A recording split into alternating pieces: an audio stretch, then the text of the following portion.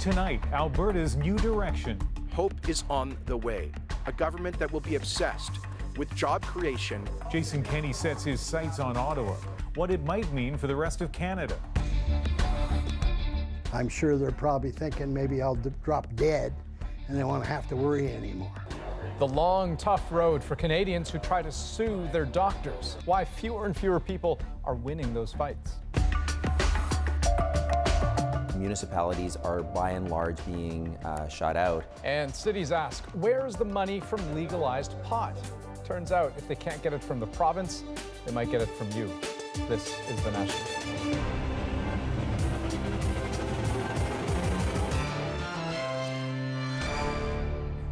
He fought hard to win Alberta. Now Premier-designate Jason Kenney is preparing to do battle across Canada, especially in Ottawa, as he pushes forward with his plans to try to fix his province's economy. That was his promise to voters, and last night he got an overwhelming mandate. Edmonton stayed NDP orange, but Calgary went mostly to the United Conservative Party. And take a look at the provincial picture, awash in blue. 63 seats for the UCP, 24 for the NDP. Today, Kenney announced his new cabinet will be sworn in April 30th, but he's starting talks with other governments already. And as Carolyn Dunn shows us, it won't all be smooth sailing. The buoyant mood at this meeting of oil executives can be put down to Jason Kenney's win. We now have a leader that is going to fight for our energy resources for all Canadians. Kenney says he'll scrap Alberta's carbon tax. It's not clear how that will affect the proposed Trans Mountain pipeline expansion. When the federal government bought the project for $4.5 billion, it was contingent on the carbon tax. It's really important that across the country that we have an ambitious climate plan. We're implementing this plan in an affordable way. And we look forward to continuing to do that with all provinces because we are all in this together. Not quite. Kenney is already clashing with Quebec's premier, too. We don't think it's reasonable for other provinces, like Quebec, to take our equalization money while opposing pipeline projects that can help us to pay the bills within the Federation. Even the idea of revisiting a west to east pipeline got a thanks, but no thanks from Quebec today. Regarding other oil pipeline, I want to remember that there's no social acceptability for it. But when it comes to the federal carbon tax, Kenney is in a gang of like-minded provincial leaders taking Ottawa to court to stop it. We're building an anti-carbon tax alliance like this country has never seen. Fighting Ottawa played well for Kenney on the campaign trail, but it remains to be seen whether picking fights will achieve results. At some point, one has to ask where the rhetoric, or how the rhetoric, whether the rhetoric actually leads to the ultimate outcomes of getting a pipeline built. And with such a decisive victory comes high expectations for Kenney to achieve what he promised: pipelines, jobs, a revitalized economy. Carolyn Dunn, CBC News, Calgary. Jason Kenney says one of his first moves after he swears in his cabinet will be to enact the so-called turn off the taps legislation. That could limit oil and gas shipments to BC if it were to block the Trans Mountain pipeline expansion. Briar Stewart went to Kamloops today, which could be especially hard hit. They've been sitting for months, pieces of pipe destined to be part of the new Trans Mountain pipeline, stacked up until construction begins. The Kamloops City Council wants the pipeline built. It's just so depressing to see this politics fueled by anger. But that doesn't mean officials support the tactics Jason Kenney is willing to use in order to accomplish that. It scares me a little bit when you hear Jason Kenney say, I'm going to turn off the taps, I'm going to sue the government, I'm going to fight with Trudeau. That's not government to me. The turn off the taps pledge was a staple for Kenney on the campaign trail. There will be real consequences, right? What do I mean? Bill 12 was passed by Alberta's NDP government and targeted BC, but it was never proclaimed into law. It would allow the province to restrict the amount of oil and refined fuels that can be shipped out, and BC's government has acknowledged if used, it could do irreparable harm. particularly stinging to a community like Kamloops, an interior city with no port access and dependent on the oil and gas being brought in from Alberta by rail and by pipeline. I mean, we've been living with this pipe here since 1953. Chief Michael Labourdet wants the new pipeline to go ahead and even wants First Nations to own part of it. Turning off the taps, he says, would be unproductive. It'd be instant pain overnight because it's pure, you know, even though it's an oligopoly, it's supply and demand. And if there is no supply, the price goes up. The price of fuel will certainly rise in British Columbia. It would not only be painful for consumers in this province, but this business professor says it would hurt Alberta too. It's essentially shooting yourself in the foot with such a policy because it hurts Albertan oil producers. And why would an Albertan government want to do that? And Breyer joins us from Kamloops this evening. If this legislation is used, how would that play out on a practical level? Well, Ian, the one thing that would happen right away is that the BC government would launch a court challenge. The Attorney General has said he's prepared for that. They've done the work. And legal experts we've spoken with said that BC would very likely be granted an injunction. But let's say for a moment that that didn't happen and Alberta was able to turn off the taps to some degree. A business professor that we spoke with said there is another route that at least some of this oil could make its way into BC, and that's because part of the Trans Mountain pipeline branches off into Washington state, so it's conceivable that some of the oil that's shipped down there could then be put on a ship and brought back into Vancouver through the port, but obviously a much more cumbersome route. All right, Breyer, thank you. Welcome. BC's premier has spoken to Kenney since the win and says the tone was cordial, but they've agreed to talk about challenges in the days ahead. And Andrew, let's move from politics now to patients. Yeah, specifically the struggle some Canadians face when seeking compensation for medical mistakes. And the bottom line, it seems to be getting harder to do. Now, hundreds of medical malpractice lawsuits are launched every year in this country, 800 last year alone. But a CBC News investigation has examined data that goes back decades, and we found the rate of patients winning in court is shrinking. Habiba Noshin explains how money may play into it. Jim Wiseman is still dealing with the fallout from his surgery 2.5 years ago. He was in the hospital to have his bladder removed to treat his cancer. Only days after the surgery, he was having unusual pains. A doctor ordered x-rays that revealed the problem. He came back and showed me the camera, a picture of a sponge that was left inside of me. That meant another operation to remove the sponge. He spent nearly a month in the hospital. I was in real bad shape. I went through hell in that hospital. I mean, total hell. I've never been the same since. He says he's still in constant pain and discomfort and can't even wear his regular clothes. I live in track pants. I can't even walk around the block anymore. Wiseman is suing his doctor for the mistake, but he's discovered how time-consuming and difficult that can be. CBC News obtained data going back decades that show how often Canadian doctors are sued and how often patients win. We analyzed annual reports from the Canadian Medical Protective Association, the group that provides legal defense for doctors. Over the past 40 years, the number of doctors has increased, but the rate of patients suing has dropped. And for the cases that do make their way to court, the number of patients winning has shrunk. Fewer and fewer people are opting to sue doctors. Medical malpractice lawyer Paul Hart, who represents patients, says most people just don't have the resources to match the CMPA. Most lawyers, medical malpractice lawyers, would not really look at a case that's worth less than $250,000. If the care was reasonable, then the case will be defended. The CMPA has far deeper pockets. They recently reported assets worth $4.5 billion. It says it only fights suits where it believes it has a strong case for the doctor.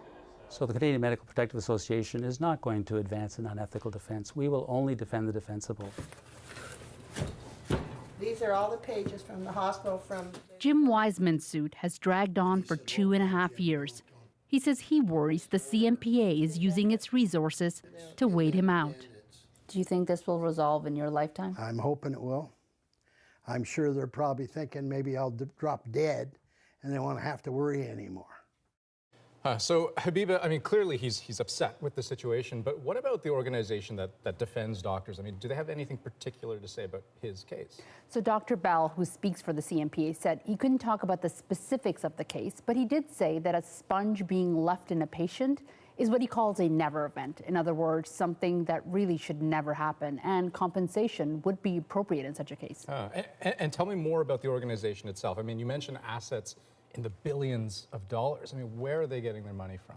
So doctors pay the CMPA an annual fee and then are reimbursed by the provinces and territories. We wanted to find out just how much. What the numbers show is that in a recent 4-year period, provinces and territories paid out $1.8 billion to doctors for this fee. Patients we talked to tell us that they really feel that their tax dollars are being used to help fund the defense of the doctors when they try to sue them. Okay, Habiba, thanks very much. Thank you, Andrew.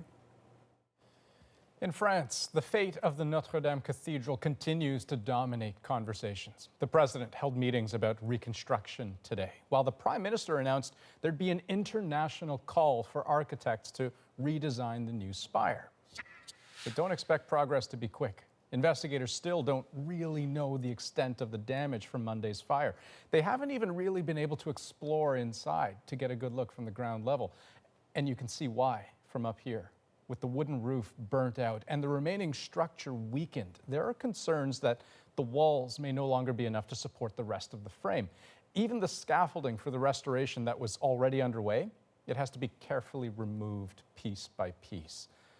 Now, across France today, churches marked this painful moment in time, and at times, the entire country seemed to stand still. The CBC's Thomas Daigle has more from Paris. Like mourning an old friend, France resonated with the sound of church bells. Exactly 2 days after the country's most famous Catholic cathedral was silenced. Firefighters are still dousing Notre Dame's smoldering roof, a sign of the ferocity of this fire. They had to get into the building, they had to check that the building was safe. They went in there and they did not have 100% certainty that they would be able to get down and get out. With Notre Dame closed for years, the crowd for Holy Week Mass at this nearby cathedral overflowed. Catholics grieving their loss together. If there's any tangible marker of the level of emotion, it may be the staggering amount of money that's already been raised to rebuild this place. The phone's been ringing off the hook at this charity, taking in hundreds of millions of dollars in donations for Notre Dame, mostly online. But yes, others arrive as a check in the mail. After one day, we have more than 100,000 donors. People are really in anger. They are very sad, and they want to do something positive. It's too early to sketch out the cost or the look of the cathedral when it's done, and some feel fixing it will mean rewriting history. Understand that this fire just happened and not just mask it. So don't rebuild. No. It seems everyone here has an opinion about Notre Dame's future and a personal connection to its past. Just ask these women who've sung in the choir. It's a part of the French soul, to be honest. So I think it must be a priority for our country and for everyone. Crews will be watching over Notre Dame for some time yet, the same way this giant watched over the city for so long. Thomas Daigle, CBC News, Paris. You got a sense there of the extent to which people are donating towards the reconstruction. And from individuals and corporations, the total so far has already reached nearly 900 million euros. That's more than 1.3 billion Canadian dollars. To Washington now, where the Mueller report is generating new controversy just hours before its release tomorrow. Democrat Jerry Nadler says he's been told Congress won't get the report until midday tomorrow. That's hours after a news conference by Attorney General William Barr that gives him a chance to set the narrative. As Lindsay Duncombe shows us, it's another sign that tensions could reach a new high point. Outside the U.S. Justice Department, the waiting continues and speculation grows. Attorney General William Barr is set to release it all tomorrow. There may be a lot to see. Cable news provides the soundtrack of anticipation. Political paparazzi staking out Attorney General William Barr and special counsel Robert Mueller. Washington wonders, will tomorrow's report change the course of Trump's presidency? On both sides, I think people are hoping for big surprises. People are hoping for a smoking gun or for something that really exonerates the president. And I just don't think that's the nature of this kind of investigation. We already know the special counsel did not find a criminal conspiracy between the Trump campaign and Russia, but behavior short of criminal could still be damaging to the president. The White House is defensive. I'm sure people will cherry pick and try to find something in there. If you can't indict, maybe you'll just try to embarrass and harass. In the 3 weeks since the Attorney General released a 4-page letter outlining the report's principal conclusions, Donald Trump has claimed vindication. The collusion delusion is over. This was an illegal witch hunt. It said no obstruction, no collusion. It could not have been done. But many Democrats see the Barr letter as evidence of a cover-up or spin campaign, and they worry key material may be left out of tomorrow's release. Redactions will be color-coded and cover 4 areas: grand jury material, information about people who aren't charged, information about ongoing investigations, and anything that could jeopardize intelligence gathering. I respect protecting sources and methods. I don't support hiding the truth from the American people. One thing that may be solved tomorrow, the mystery surrounding obstruction of justice. Why did the special counsel not make a call, opening the door for the Attorney General to decide not to pursue charges? The Democrats have a plan to subpoena the full report, a legal process that could take a long time to play out. A recent poll suggests most Americans want Congress to move on from the Mueller report and concentrate on other things. But what we learn tomorrow could still change that.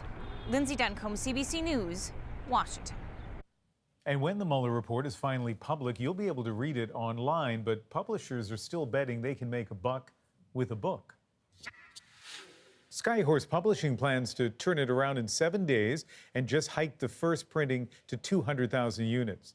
Scribner aims to publish an ebook on Friday, including analysis by the Washington Post, with a print run of 400,000 books to follow in a week. When the 9/11 Commission released its report in 2004, publishers sold nearly 1.2 million copies in book form, and those buyers could have read it online for free. Here's some of the other stories we're following tonight on The National. Fears more flooding could be in store for a town in Quebec, which is already dealing with its worst flood since the 70s. Crews spent the day cleaning up in Beauceville, about 90 kilometers south of Quebec City. Yesterday, an ice jam gave way, sending water and ice into hundreds of homes. Waters did start to recede today, but heavy rain is forecast starting tomorrow. After weeks of community pressure, Nova Scotia is suspending random street checks by police. A recent report found that black people in Halifax were 6 times more likely than white people to be stopped on the street. We need to address the fear and mistrust that street checks have caused for many African Nova Scotians. We recognize the seriousness of the problem. We believe we're taking appropriate steps to address those. Today's announcement stopped short of banning the practice. The moratorium will stay in place until new regulations for street checks are created. We are used to threats, frankly, at Columbine. This one felt different. It was different. A lot of concern in Colorado today, just days away from the 20th anniversary of the Columbine shooting. Hundreds of schools were closed and authorities were on the hunt for an 18-year-old woman. Sol Pais said that she had an infatuation with the massacre. She bought a shotgun and was traveling to Colorado from Florida. She was considered armed and extremely dangerous. Late today, the 18-year-old was found dead in the mountains near Denver. She apparently shot herself. And still ahead on The National, recreational cannabis has been legal for 6 months now, but cities are still wondering, where's the money we were promised? And later, in our dispatch from Ukraine, what's at stake for Crimea in this election? But first, why fruits and vegetables just keep getting pricier. Produce prices are becoming more and more volatile due to climate change, due to energy costs that are fluctuating so much. So this is the new normal for all of us.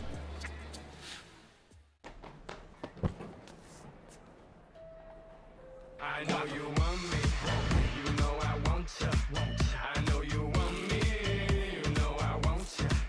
I know you want me, you know I want you. Found a crack on your windshield?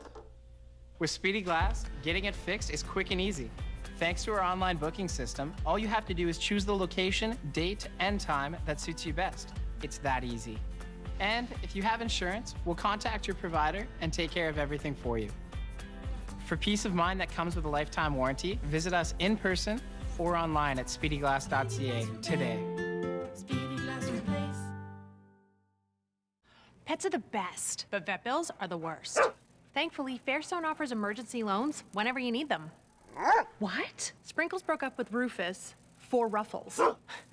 Ruffles would. Fairstone. Loans that suit you. Tylenol Rapid Release Gels start to dissolve in seconds and effectively relieve pain at rapid speed.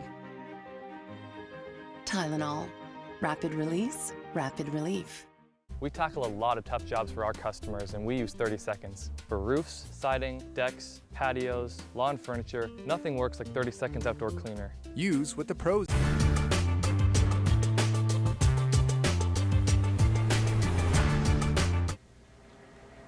It is late Tuesday afternoon in the press room of the Woodstock Bugle. Another edition is coming off the press. Within hours, it'll be in the mails and on newsstands in Carleton County and beyond. And readers will learn of beauty queens and cattle rustling. Journalism's oldest and its most durable form of grassroots contact will have been renewed. The Bugle is one of 20 weeklies in New Brunswick, and like weeklies everywhere, these papers are currently in their heyday. The reason is technological change, a combination of computerized typesetting and photo offset printing has turned most weeklies into sound business propositions. The change is felt everywhere. In northern New Brunswick, David Cadogan owns and publishes papers for Newcastle, Chatham, and Dalhousie. For less than $25,000 now, a weekly newspaper can have typesetting equipment that will do as good a job as anything anywhere in the world. Does that tend to explain why you see nowadays a lot of new weekly newspapers starting up? Yes. It's just easier for people to get into the business? With the electronic typesetting. I remember going into a store, paying $50 and having at least a couple of bags. Now for $50, you're lucky if you walk out with a bag and a half. The cost of living went up last month compared to a year earlier, almost 2%. Higher rents and borrowing costs for mortgages figure into that. But you may also have noticed a jump in fresh food prices. Fruit was up more than 8%, vegetables almost twice that. Now, short of starting your own vegetable patch, there's not a whole lot that most people can do to slash those costs. And as Jacqueline Hansen tells us, those volatile prices may be here to stay. At this grocery store, Carmelo Papia is in charge of the produce section. He sees when trends like the latest celery juice craze increase demand and drive up costs. It's the highest I've ever paid. We're talking well over $100 a case. What we're selling them for, we're not pretty much making any money. According to StatsCan, the cost of almost all vegetables and fruit are way up, and some shoppers are feeling it. I buy less. I buy what I need. The price of lettuce jumped more than any other vegetable. It's up 19% over the past year. But that's largely because of the E. coli outbreak that hit Romaine and caused the price of all lettuce to spike. That recall effect could be short-lived, but other factors could push overall prices even higher. Produce prices are becoming more and more volatile due to climate change, due to energy costs that are fluctuating so much. So this is the new normal for all of us. Plus, Canada imports billions of dollars worth of fruit and vegetables. When the Canadian dollar weakens, which it has over the past year, buying abroad is more expensive. It's harvest day at this urban vertical farm in Toronto. Microgreens like mustard sprouts, basil, and cilantro, all produced indoors, and business is growing. So we're taking over the unit beside us, and we'll have about 2.5 times the production that we have in this unit. The owner hopes farms like this could one day help control food prices. Food and transportation costs are low because customers are local, and the crops are protected from extreme weather. We're kind of immune to a lot of those factors. But the technology is still new, and production is expensive. Our goal is to get the cost down enough so that we can sell it at more of a mass market level. For now, shoppers are left to come up with their own strategies to cope with growing bills. Jacqueline Hansen, CBC News, Toronto. Still ahead on The National, our dispatch, what the Ukrainian election might mean for Crimea. And later, she was just named one of Time magazine's most influential people. And today, she brought her climate change message and warning to the Vatican. Thank you for standing up for climate, for speaking the truth. And really, it means a lot.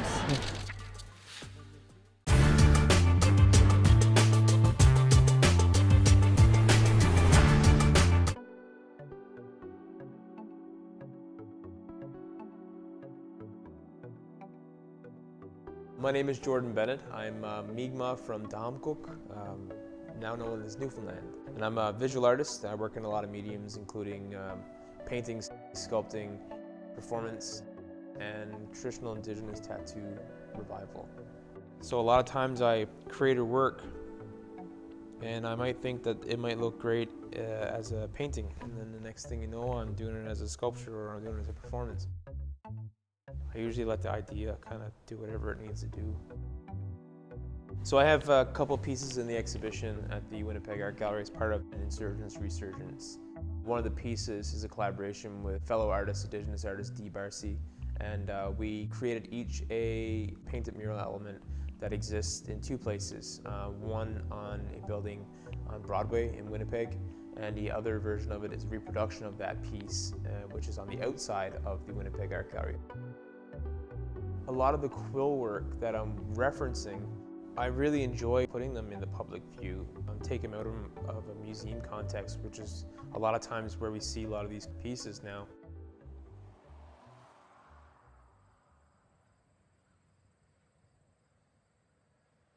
I was not expecting this.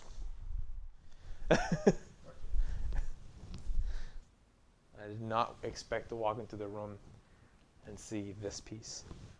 The first time I ever saw this piece was in a book wrote by Ruth Holmes Whitehead, and seeing this, it's kind of like seeing a painting that you've loved your entire life, but then you see it in person and it just kind of rattles your skull a little bit. I think the only way to learn more about these things is to actually spend time with them. Because I feel like the longer you spend time with something or someone or some place, the more you learn about it, and the more you learn about them or yourself. So this piece is just next level. When I create an artwork that's larger than life, like quill work, and I blow it up, it does confront you, and it does make you question the history, and it's more in your face. A lot of times folks see them and they think that they're these, contemporary artworks in a sense, like that's how they exist and that's all they are. But there's so much embedded history of the designs that are based on landscape, stories and journeys that have taken place for hundreds and thousands of years on this land in Mi'kmaq. Another piece that I'm a part of in the exhibition is alongside of fellow artists Amy Malbuff and Dion Kaz, is called Earthline Tattoo Collective. With the assistance of the Winnipeg Art Gallery, we created a tattoo shop within the art gallery itself. And it was a wonderful experience to share the methods of traditional Indigenous tattooing through hand poke and skin stitch.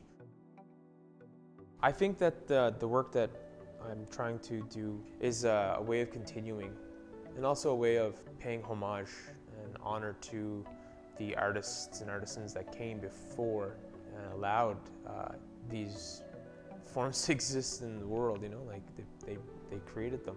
And to be able to add to that dialogue using new materials like zip ties, or through murals, or through a variety of contemporary materials that I have access to, I think is a way of reawakening a lot of these designs that have been sleeping for a while.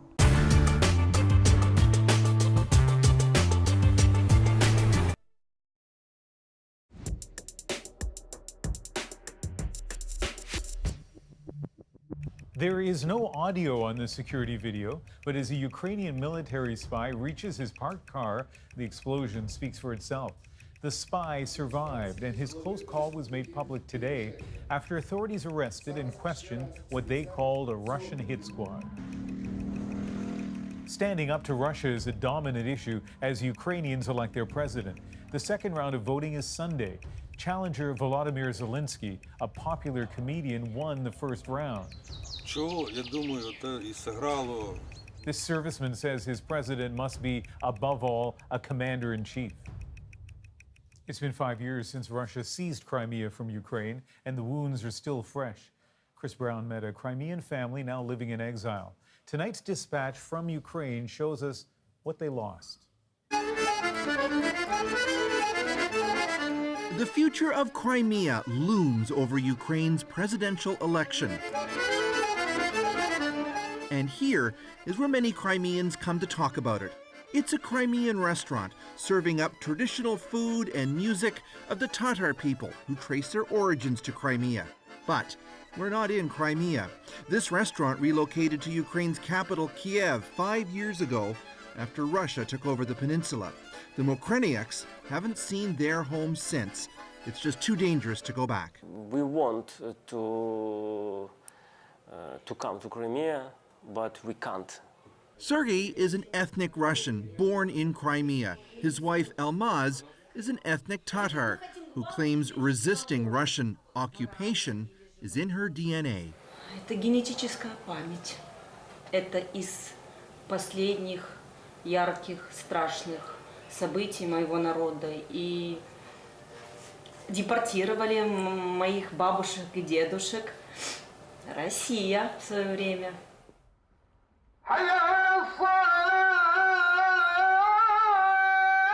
Crimean Tatars trace their origins back thousands of years to Central Asia. Most are Muslim, and the community has a fierce independence streak. Stalin accused them of fighting Soviet rule, and he deported hundreds of thousands after the Second World War. They were only allowed to return after the collapse of the Soviet Union. This is family video of some of the Mokreniaks' favorite places. But however powerful the connection is to their home, after Russia's takeover in 2014, many Crimean Tatars felt they had no choice but to leave again. Crimea is a place where I was born. I don't have option to see my Black Sea. I don't have it today. Sergei Mokreniak believes getting Crimea back should be the most important issue for Ukrainians as they prepare to elect a new leader. Now in exile, there's no doubt how Russian authorities view him. This is his wanted poster. Your neighbor Sergei is a traitor of Crimea, it says. And there were hundreds of these put up around his hometown. In the spring of 2014, he helped organize anti-Russian protests. Once it became clear that Russia's military had seized strategic positions around Crimea. In response, he was followed, had his car tires slashed, and the family received death threats. Я понимаю, что русские продолжат преследование всех. Ну, я был тот, кто организовывал акции, но однозначно. Я вынужден был ехать. Human rights groups claim Crimean Tatars suffer from systematic repression under the Russian occupation. Almaz says she feels disgust about the country she was born in. I was born in Russia. In Tomsk. Сибирь. Но я когда смотрю в мой паспорт, права, вот это слово, оно меня до конца жизни будет меня уже корёжить. In Crimea, there's now a hard border between Ukraine and the Russian-controlled peninsula. Families that used to easily visit with each other have to go through checkpoints. Most Western nations have imposed strict economic sanctions on Crimea, and companies are banned from doing business there. So, in the main cities, there are knockoffs of McDonald's, such as Peace Burger and Starducks, instead of the real thing. Sergei Mokreniak helps Ukraine's government draw up that sanctions list and enforce it. Russia tries to destroy Ukrainian like a country and Ukrainian people. We need to work hard every day if we want to live to Crimea, to come to Crimea again. Crimea's coastline is unquestionably one of the most beautiful along the Black Sea, and Russia has made major investments here since it took over. There's a new multi-billion-dollar bridge and billions more in other tourism investments, all to help demonstrate to Crimeans they're better off with Russia than they were with Ukraine. And while as many as 30,000 Crimeans left, most people stayed. Вижу я тенденцию только положительную, только на улучшение. Local entrepreneur Sergei Grichenko is among those here who is predicting a better future ahead with Russia. He felt confident enough in Crimea to invest his life savings in a small oyster farm. Если нас Европа, либо кто-то другой не признает, да бога ради, места будет больше нам в этом рае. Поэтому я с удовольствием и с радостью сообщаю, что мы здесь живем и наслаждаемся жизнью, и работой, и перспективой, которая у нас есть. 5 years on, while there is resistance still to the Kremlin's takeover, many, perhaps even most Crimeans, have also clearly accepted the new reality. Донбас і чуєте, Крим повернуться в Україну. Ukraine's President Petro Poroshenko, now in a runoff and fighting for his political life, has tried to keep the hope alive that Ukraine's lost territory will be returned. But neither he nor his opponent, comedian turned politician Volodymyr Zelensky, have offered specifics for doing so. And polls suggest most Ukrainians believe as long as Vladimir Putin is in charge in Russia, nothing will change anyway. Sergei Mokreniuk believes one day the Putin government will collapse, and just as suddenly as Russian rule in Crimea began, it will end the same way. И в один день русские просто встанут и выйдут. И они проснутся, граждане Украины, а русских флагов уже нет. И где-то будет слышен урчание наших моторов. Вот как раз мы тогда и будем заезжать. But until that day comes, if it ever does, Kiev is his new home, and the happy times in Crimea, captured on his family's home videos, are just memories. Chris Brown, CBC News, in Kiev. And still ahead on The National, 6 months after legalized pot, a look at just how prepared workplaces were for the big change. Do you know what the workplace policy is on pot? Not at the moment, no. Can I ask if you know what your workplace policy is on the use of pot, if you can smoke? No idea.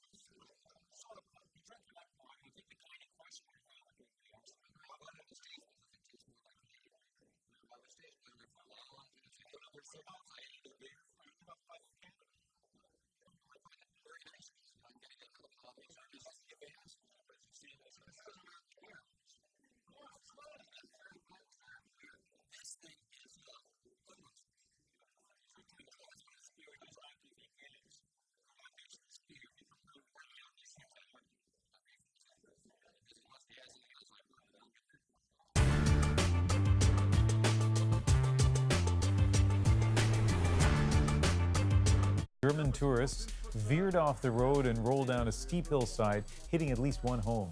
Another 22 people were injured. The Portuguese Prime Minister has sent a message of condolence to German Chancellor Angela Merkel. North Korean leader Kim Jong-un watched as a new tactical guided weapon was tested this week. Pictures were released today of the leader attending a flight drill by the country's Air Force. This is the first public weapons test since the second U.S.-North Korea summit in February.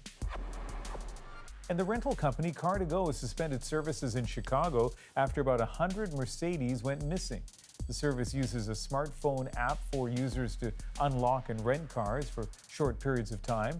The company issued a statement saying it was working with law enforcement on a fraud issue. Chicago police say the numerous vehicles have been recovered and people are being questioned. 6 months ago, on October 17th, 2018, recreational cannabis was legalized in Canada. Seems like a long time ago, but some of the very issues raised from the outset still haven't been fully settled. Cost is a big one. Think of the training expenses, equipment, awareness. The plan was for the provinces to get a big chunk of the tax revenue from cannabis sales, which they'd then pass along to municipalities, so cities wouldn't have to eat all of those costs themselves. But as Hannah Thibodeau discovered, half a year later, mayors across the country say they are still waiting. So guess who might ultimately end up on the hook? On the streets of Winnipeg, social workers say the legalization of recreational pot is taking much-needed resources away from the ongoing meth crisis. The police are stretched for sure because they're dealing with the meth, but they're also needing to deal with the government's direction on making sure that the illegal sale of cannabis is shut down. But many cities like Winnipeg aren't getting the cash promised by the federal and provincial governments and are forced to pay for things like extra police, training, and bylaw enforcement with their own money. In pot shops like these, an excise tax is collected on sales. The federal government keeps 25%, giving 75% to the provinces, with the expectation that the provinces hand over 25% to the municipalities. Winnipeg estimates pot legalization will cost the city $3.5 million for 2018-2019, but the Manitoba government has refused to help, saying it isn't clear there will be any net revenue for the province. I mean, there are lessons to be learned from tobacco and from alcohol. We've seen mostly provincial governments really cash in for decades on those two substances. And we see, history is going to repeat itself once again. Further west, Calgary has the highest concentration of pot shops in the country, with 24. The city says it'll cost more than $10 million over 2 years, but the province will only pony up $3.8 million. They claim, well, we don't know what the costs are, so we can't give up any of the excise tax to the cities because we don't know what our costs are. Well, here's the thing. I know what my costs are. They're really high. The Federation of Canadian Municipalities has raised the funding issue with the federal finance minister. It's up to the provinces at this point to step up to what they committed to during those negotiations.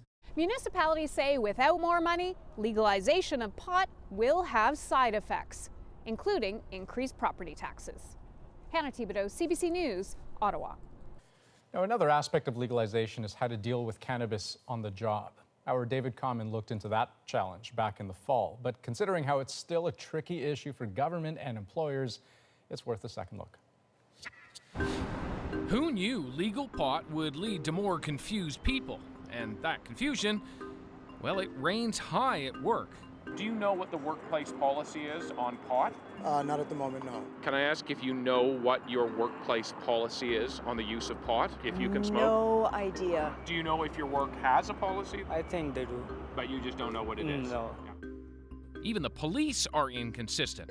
The Toronto force says officers can't use for 28 days before duty.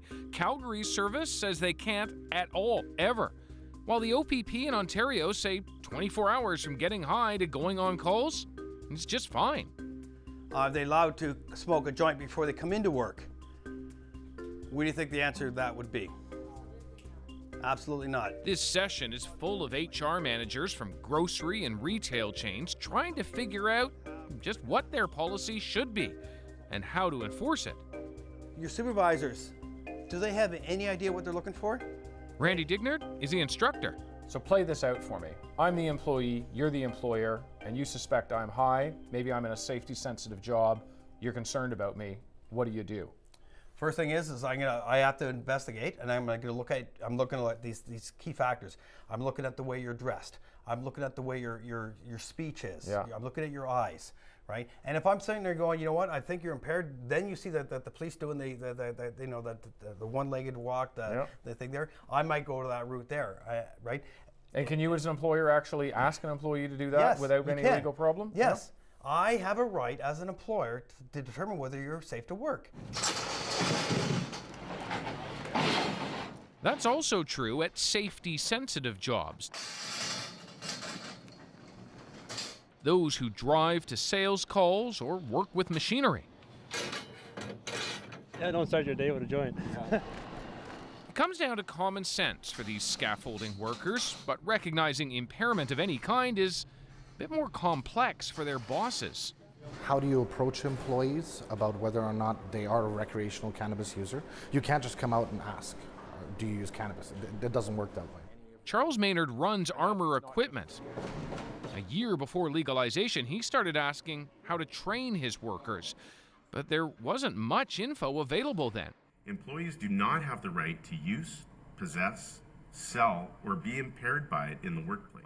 Now, all of them are starting a new online course to make it clear what is acceptable and what's not. I can honestly say that most companies are taking one or two stances. It is the either zero tolerance, which works as far as making sure nobody's impaired. However, it has some human rights issues attached to that.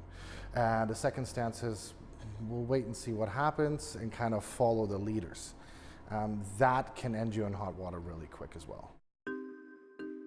Take the airlines. Both WestJet and Air Canada have told their pilots no cannabis use 28 days before flying. But how would they know? Cannabis can stay in your system that long, though only in some people, and no test can determine when you last consumed. Banning use, well, that's, legally speaking, likely to be challenged in court. This is basically I call it my office. Yeah. You have to take a firm stand at times. Cab driver Sam El-Khatib has another kind of worry. The effect that those who want to smoke or have just smoked may have on him. It's legal for them, but it's not legal for me. I have to be alert. and ready to drive. And whatever they do, if they smoke themselves, it affects me. It's secondhand smoke. So I'm inhaling it. It will affect me, it will impair me actually. So that's called hot boxing. And Sam plans to tell his customers just no smoking of any kind. The whole definition of fit for duty means that you need to be physically, mentally, and emotionally in the right frame of mind to be able to perform your job. Jeff Bradshaw is training Sam and his fellow cab drivers. He runs Fit for Duty, an online program for employers and employees. He confirms what we found, that many companies still aren't prepared even though legalization has arrived. I think a lot of companies are going to make mistakes because they're going to have managers, supervisors who are maybe reacting to a situation with not having the proper education or training, which could cause lawsuits, which could cause potential incidences if it's not dealt with properly. So that is the challenge now. New territory for employers, and for many of them, it's still an unknown. David Coleman, CBC News, Calgary. Now, since David's story first aired, hundreds of Canadian companies have updated their policies on cannabis use, including safety-related training for workers. Up next on The National, a close encounter with an animal you don't want to see at your window. I looked out the window and I said, my gosh, I said, there's another bear out there. What happened next in our moment? But first. In case you missed it, one of the world's youngest climate activists took her message straight to the Vatican today. Thank you for standing up for climate and speaking the truth. That's Greta Thunberg, a 16-year-old from Sweden, front row at the Pope's general audience in St. Peter's Square. She's spending Easter break urging world leaders to find solutions. A day earlier, Thunberg stood in front of the European Parliament and made an emotional plea to leaders to save the planet before it's too late. Deforestation of our great forests, toxic air pollution, loss of insects and wildlife, the acidification of our oceans. These are all disastrous trends being accelerated by a way of life that we, here in our financially fortunate part of the world, see as our right to simply carry on. Thunberg rose to fame last summer when she began skipping school on Fridays to protest outside Stockholm's parliament buildings. Soon, students around the world were joining in, and it's clear her work has been making an impact. Thunberg has just been named one of Time magazine's 100 most influential people of 2019.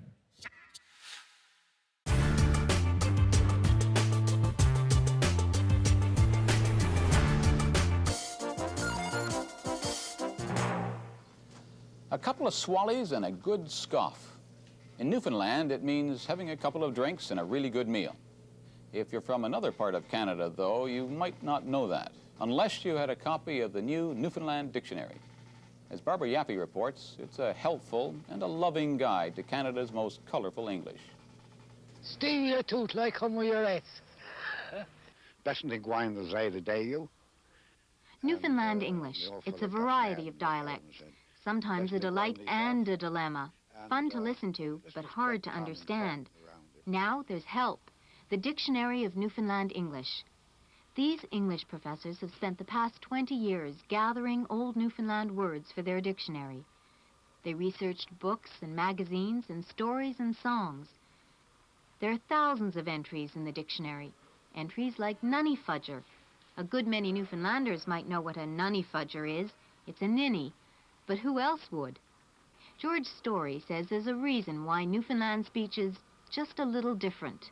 You've got comparatively few changes in the makeup of the Newfoundland people. The ethnic stock or origin of 98% of Newfoundlanders is Irish and West Country English, which means a high degree of homogeneity. George Earle reminds Newfoundlanders of their verbal heritage through his stories and poems. So when a youth goes o'er Brudge to cross a mish to reach a rudge, he might be slinging for a spurt, or seeking franklin, trout, or hurt, or traipsing through a drug of vars. He perhaps is looking for his arse.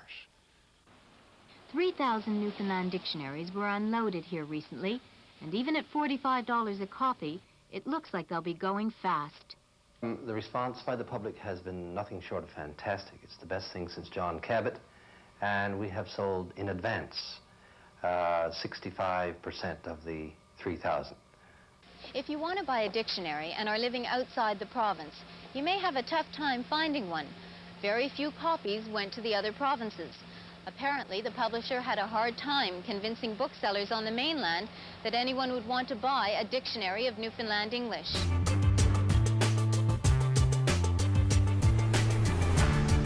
Men, appearance matters. ProMix, it's all beautiful. With TD Fraud Alerts, your TD cards can be blocked and unblocked in real time, wherever you are. I am so glad we did this. Me too.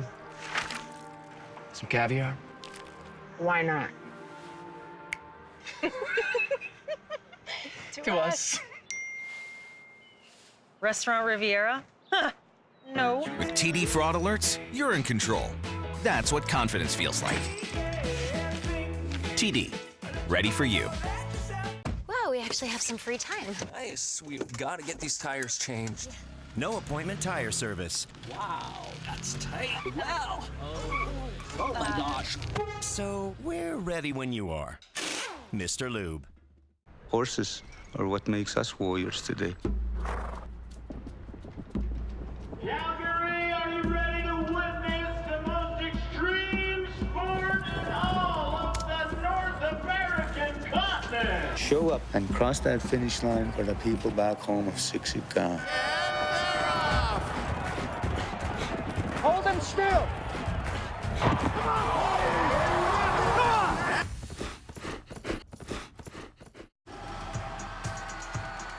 Unbelievable! History has repeated itself! Get the stories behind the glory.